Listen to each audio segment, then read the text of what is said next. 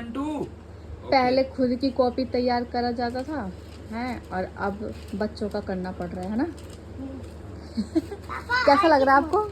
पहले अपनी कॉपी आप तैयार करते थे, अब बच्चे का। मैम ने बोला है बाबू का ना, बाबू।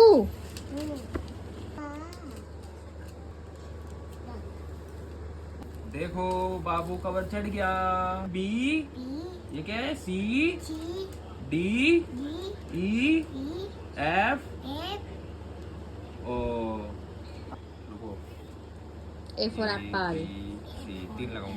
ए, पापा नामी, पापा नामी, पी, पापा दादी, लास्ट पी तक ही आया ना कॉपी पे। सुंदर लग रही है ना बाबू कॉपी। हो गया, चढ़गी पन्नी ना। अच्छा है, खोलना। बाबू इधर आओ।